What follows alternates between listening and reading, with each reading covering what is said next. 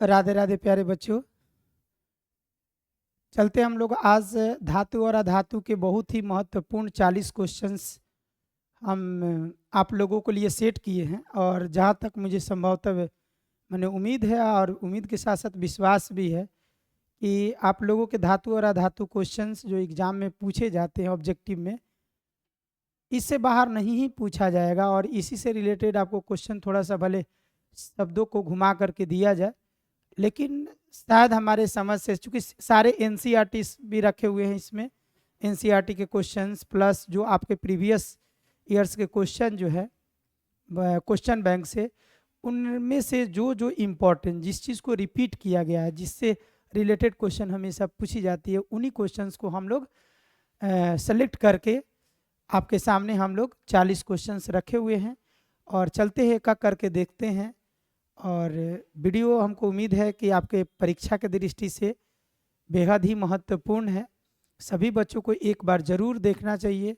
और धातु अधातु के सारे माने ऑब्जेक्टिव टाइप क्वेश्चंस जो है हम लोग हम कोशिश क्लियर करने की कोशिश करेंगे इस वीडियो में। चलते हैं एक पहला क्वेश्चन आज का। कोई धातु ऑक्सीजन के साथ अभिक्रिया कर उच्च गलनांक वाला यौगिक निर्मित करती है, यह यौगिक जल में विलय है, यह तत्व क्या हो सकती है? आप लोग जानते हैं कि सक्रियता श्रेणी में पोटेशियम, सोडियम, सोडियम के बाद कैल्शियम होती है। और ये कैल्शियम भी अधिक क्रियाशील होती है। और ये कैल्शियम जो है ऑक्सीजन के साथ अभिक्रिया करके कैल्शियम ऑक्साइड बनाती है। और यही कैल्शियम जल के साथ अभिक्रिया करके कैल्शियम हाइड्रा ऑक्साइड बनाती है। और यह कैल्शियम हाइड्रोक्साइड जल में क्या होती है, माने कैल्शियम जो है जल में क्या होती है, विलय होती है। तो यानी कि ये तत्व कौन सी हो सकती है, कैल्शियम। यानी आप लोगों का आंसर क्या हो जाएगा, ए। नेक्स्ट, खाद्य पदार्थ। ये खाद्य पदार्थ के डिब्बों पर जिंक के बजाय टीन का लेप होता है, क्योंकि ये पूछ रहा है कि जो खाने वाले डिब्बा होते हैं उस डिब्बा पर जिंक का लेप ना लगा करके टीना का लेप लगाया जाता है, क्यों? तो आप लोग भी समझते हैं। फिर वही बोले ना कि सक्रियता श्रेणी आपको ध्यान रखना है। तो यानी कि जिंक का अभिक्रियाशीलता जो है टीने की क्रियाशीलता से क्या होती है, ज़्यादा होती है। तो यही कारण टीन की अपेक्षा जिंक महंगा होता है, ये बात नहीं है। टीन की अपेक्षा जिंक का गलनांक अधिक होता है, ये भी इसमें बात सुटेबल नहीं है। टीन की अपेक्षा जिंक जो है अधिक क्रियाशील है। और क्रियाशील पदार्थ जो है उसमें जो भी तेलीय पदार्थ होती है उसे अभिक्रिया करके या ऑक्सीजन से अभिक्रिया करके वह क्या बना देती है, ऑक्साइड बना देती है। तो यानी कि आपका सही आंसर क्या हो जाएगा, सी। टीन की अपेक्षा जिंक जो है अधिक क्रियाशील है। लोहा को जिंक से लेपित करने की प्रक्रिया को क्या कहते हैं? माने लोहे के ऊपर जिंक के परत को चढ़ा देना, उसको गला करके, जिंक को गला करके लोहे के ऊपर उसके लेपित कर देना, क्या कहलाती है, जस्तीकरण कहलाती है। उसी को हम लोग गैल्वेनीकरण कहते हैं। अर्थात इसका आंसर क्या हो जाएगा, बी। अगला क्वेश्चन, सीना बार या सीने बार किसका अयस्क है? तो सीना बार एक अयस्क है जिसका फॉर्मूला होता है HgS। और आपको ये, जैसे आपको रासायनिक सूत्र मालूम हो तो आप आसानी से बता सकते हो कि ये किसका अयस्क है।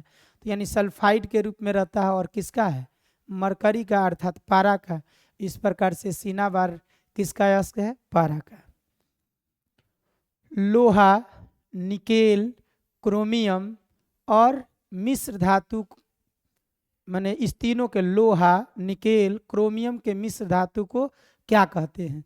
तो आपको मालूम है कि लोहा या और लोहा, निकेल और क्रोमियम, और एक इसमें नहीं दिया हुआ है, कार्बन जो है 1% रहता है, जो कि हम आप लोगों को मिश्र धातु की बहुत सारी श्रेणी में बताए थे।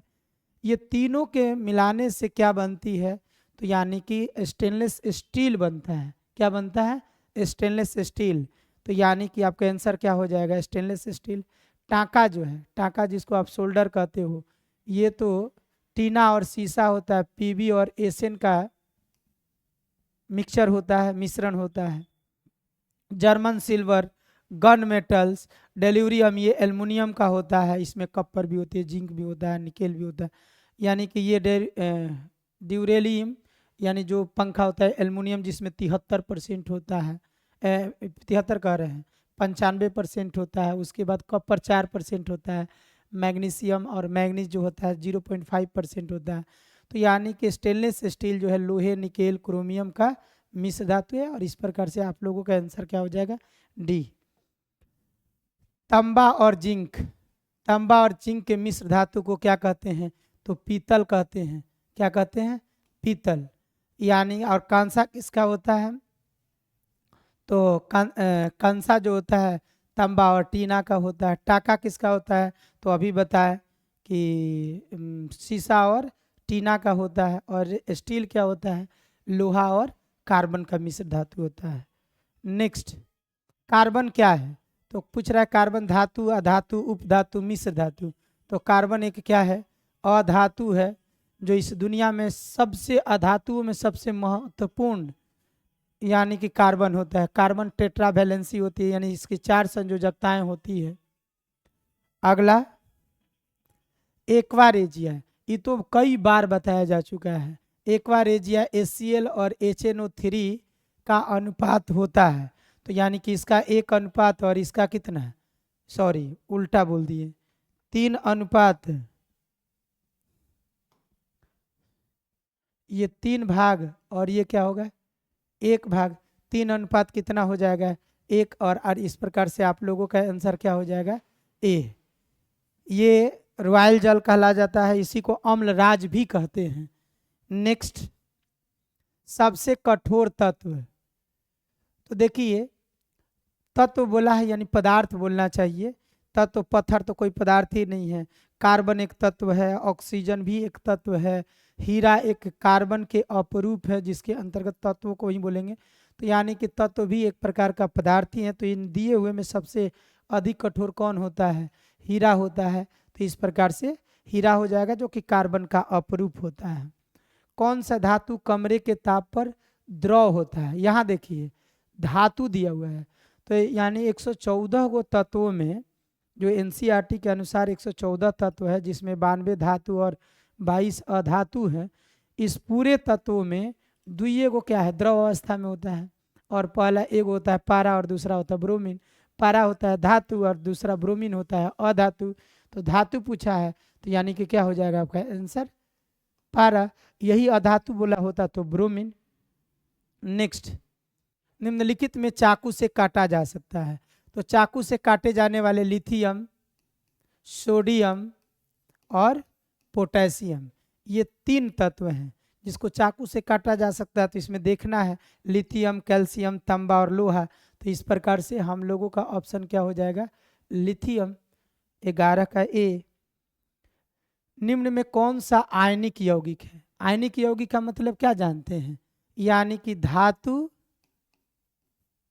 और प्लस अधातु के, धातु और अधातु से मिल करके, यानी कि जो बनता है उसे, ये जो यौगिक बनेगा उसे को क्या बोलते हैं, आयनिक यौगिक। यानी एक इलेक्ट्रॉन देता है और दूसरा इलेक्ट्रॉन लेता है। तो धातु इलेक्ट्रॉन देता है और अधातु इलेक्ट्रॉन क्या करता है, लेता है। और इस इलेक्ट्रॉनों के ट्रांसफर से जो यौगिक बनती है उसी यौगिक को हम लोग क्या कहते हैं, आयनिक यौगिक, क्योंकि उसमें आयन का निर्माण होता है। तो ये तो भाई सहसंयोजक यौगिक है, ये भी दोनों अधातु है, ये भी सहसंयोजक यौगिक है। कैल्शियम और क्लोरीन, कैल्शियम धातु है, क्लोरीन क्या है, अधातु है। और इस प्रकार से आप लोगों का आंसर क्या हो जाएगा, कैल्शियम क्लोराइड अर्थात सी। 13 नंबर, सीसा और टीन के मिश्र धातु को क्या कहते हैं, तो अभी ना बोले उसी को टाँका बोलते हैं, यानी सोल्डर, जो सोल्डिंग आयरन होता है। यानी कि आपका सीसा और टीना का मिश्र धातु क्या कहते हैं, सोल्डर कहते हैं। स्टेनलेस स्टील तो लोहा का होता है। गन मेटल जो है, गन जो बनाया जाता है उसमें लोहा, कॉपर और भी। ये उपधातु की तो सवाल ही नहीं है, ये तो उपधातु एक तत्व है। निम्नलिखित में कौन सबसे अधिक अभिक्रियाशील है, क्रियाशीलता के आधार पर। ये सभी के सभी हाइड्रोजन से नीचे वाले हैं। तो हाइड्रोजन से जस्ट नीचे कॉपर होता है, कॉपर से जस्ट नीचे क्या होती है, मरकरी अर्थात पारा, उससे नीचे चांदी, उसके नीचे सोना, और लास्ट में प्लेटिनम। तो यानी कि इसमें सबसे अधिक क्रियाशील कौन हो जाएगा, यानी कि कॉपर हो जाएगा। नेक्स्ट, निम्नलिखित में कौन सा क्षारीय ऑक्साइड है? तो धातु के ऑक्साइड क्या होते हैं, क्षारीय होती है, और अधातु के ऑक्साइड क्या होती है, अम्लीय होती है। तो ये क्या है, ये तो कोई यौगिक ही नहीं है।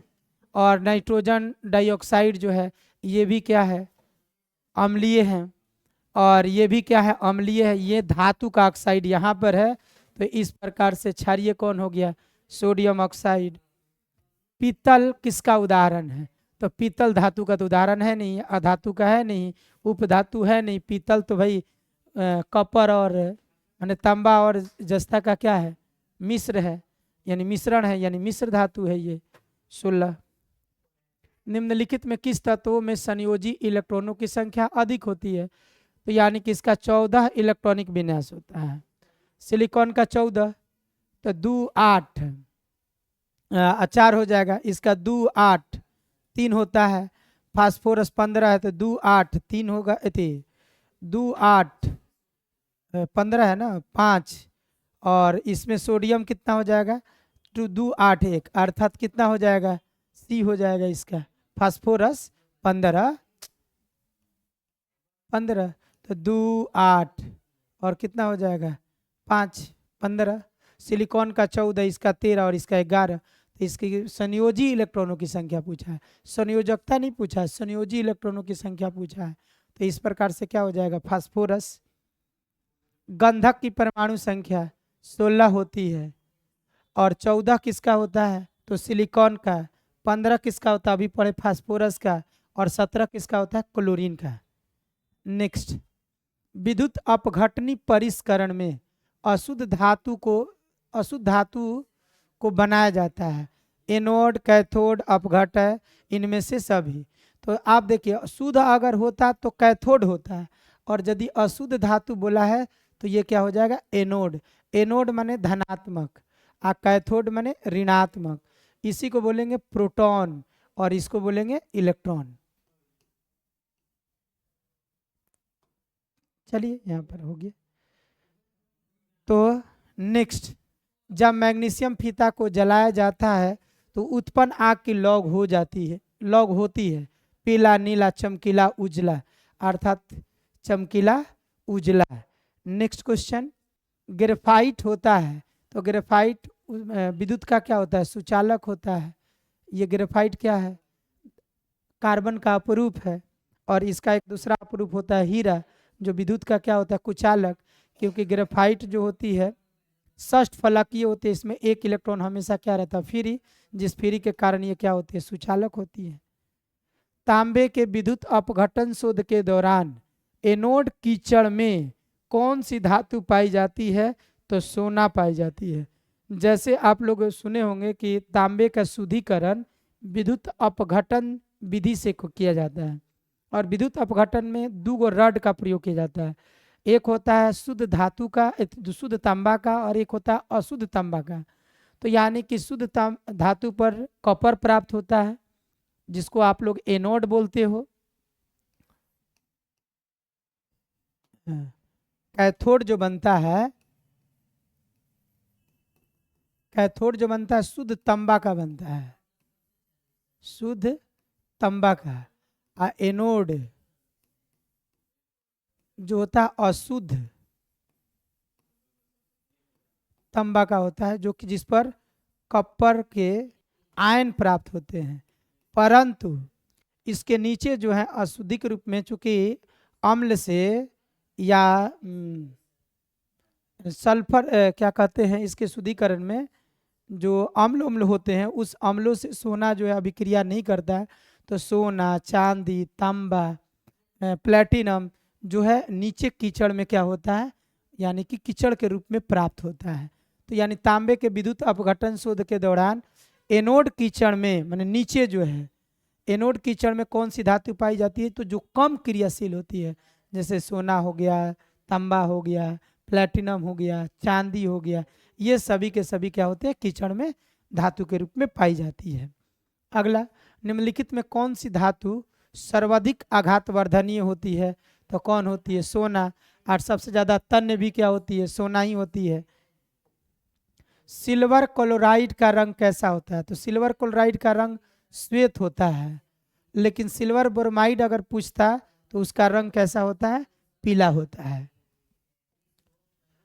शुष्क बर्फ का रासायनिक सूत्र क्या है? तो शुष्क बर्फ का रासायनिक सूत्र होता है कार्बन डाइऑक्साइड। नेक्स्ट, कैथोड किरण में क्या उपस्थित होते हैं? कैथोड मतलब नेगेटिव, और कैथोड किरण से ही, कैथोड किरण को ही हम लोग क्या कहते हैं? इलेक्ट्रॉन। तो क्या उपस्थित रहता है? तो इलेक्ट्रॉन उपस्थित रहता है। धात्विक चालकता पदार्थ के अंदर किस कणों की गति पर आश्रित है? तो ये यानी इलेक्ट्रॉनों की।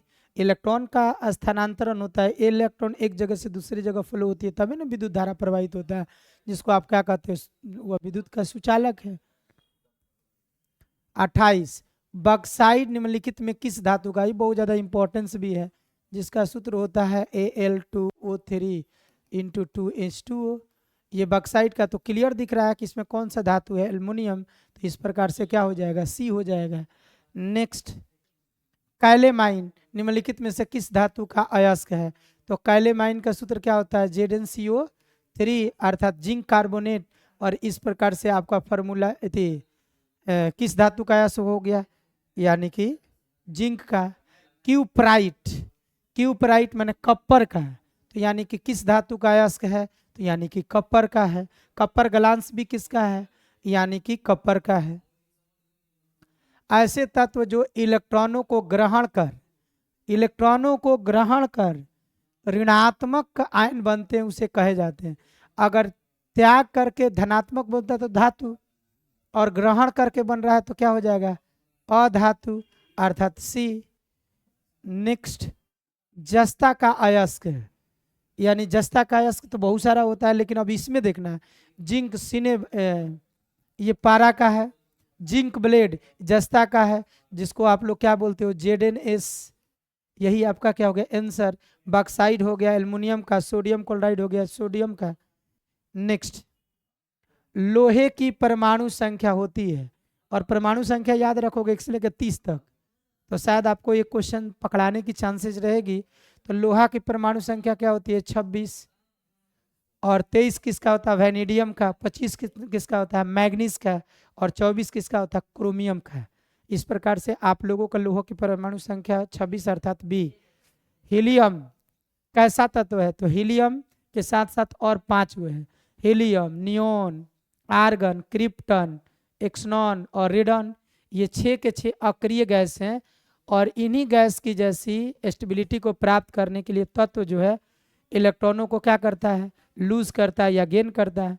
माने इलेक्ट्रॉन को त्याग करके, ग्रहण करके, साझेदारी करके यौगिक बनाता है। हीलियम गैस माने अक्रिय गैस जैसी ही रचना प्राप्त करने के लिए। तो हीलियम क्या है? अक्रिय गैस है, अर्थात अक्रिय तत्व हो गया। धातुओं की क्रियाशीलता का सही क्रम, जिसको अगर सक्रियता श्रेणी का ज्ञान होगा वो आसानी से पकड़ सकता है। सोडियम तो ठीक है, सोडियम ज़्यादा है जिंक से, और जिंक ज़्यादा है मैग्नीशियम से, तो कभी पॉसिबल ही नहीं है। सोडियम, मैग्नीशियम और कॉपर, लेकिन ये जिंक हो गया, ये तो गड़बड़ हो गया, क्योंकि कॉपर से जिंक ज़्यादा क्रियाशील है। मैग्नीशियम, ये तो पहले ही गलती है। सोडियम, मैग्नीशियम, जिंक और कॉपर, इस प्रकार से सही रिलेशन कौन दिया हुआ है? आपको डी। सल्फाइड अयस्क का सांद्रण निम्नलिखित में से किस विधि से? तो हमको लगता है कि अपने वीडियो में हम 100 बार बोले होंगे कि सल्फाइड अयस्कों का सांद्रण फेन पलवन विधि द्वारा किया जाता है, क्योंकि सल्फाइड अयस्क का घनत्व क्या होता है? कम। इसमें पानी में तारपीन का, जिसको हम लोग पाइन तेल बोलते हैं, उस तेल का प्रयोग करके उस पानी में झाग उत्पन्न किया जाता है, और जो महीन चूर्ण पीस के डालते हैं वह झाग के साथ कहाँ आ जाता है? ऊपर। और उस झाग को सुखा करके और उसको सांद्रित कर लेते हैं, और सांद्रित अयस्क का हम लोग क्या करते हैं? भर्जन या जारण करते हैं।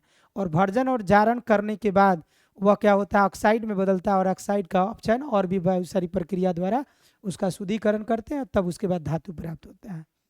अगला क्वेश्चन, ओजोन एक अणु में ऑक्सीजन की परमाणुओं की संख्या। तो जिसको ओजोन परत के बारे में ओजोन की सूत्र याद होगा, तो उसको आसानी से हो जाएगा। इसी को बोलते हैं ट्राई ऑक्साइड, माने ट्राई ऑक्सीजन, माने O3। तो O3 में क्या है 3। इस प्रकार से आपका क्या हो गया, सी आंसर हो गया। कौन सा अधातु, देखिए फिर आ गया, अधातु कमरे के तापमान पर तरल अवस्था में, माने द्रव अवस्था में, तो दुइये गो है, ये है, एगो पारा है और एगो ब्रोमीन है। धातु पूछेगा तो पारा बताना है, और यदि अधातु पूछेगा तो ब्रोमीन बताना है। और आप ध्यान रखोगे कि दोनों ऑप्शन हमेशा रहेगा एग्जाम में आपको। नेक्स्ट, ड्यूरेलुमिन, ये थोड़ा सा लिखने में मिस्टेक हुआ है। ड्यूरेलुमिन जो क्या होता है, जिसमें एल्युमिनियम की मात्रा सबसे ज़्यादा होती है, तो यानी कि किस धातु का मिश्र धातु है, तो जिसकी परसेंटेज मात्रा रहती है उसी के अनुसार आप जवाब दीजिएगा। तो इसमें एल्युमिनियम की मात्रा सबसे ज़्यादा होती है, और उसके बाद इसके साथ और भी चीज़ उसको हार्ड होने के लिए मिक्स किया जाता है, तो यानी एल्युमिनियम का हो गया। और इस प्रकार से आपका लास्ट क्वेश्चन है, सक्रियता श्रेणी में निम्नलिखित में से कौन सबसे अधिक क्रियाशील है। तो जिसको सक्रियता श्रेणी का जो सीरीज है उसको मालूम होगा तो आसानी से बता देगा। तो लिथियम तो हम सीरीज में लिखे नहीं थे।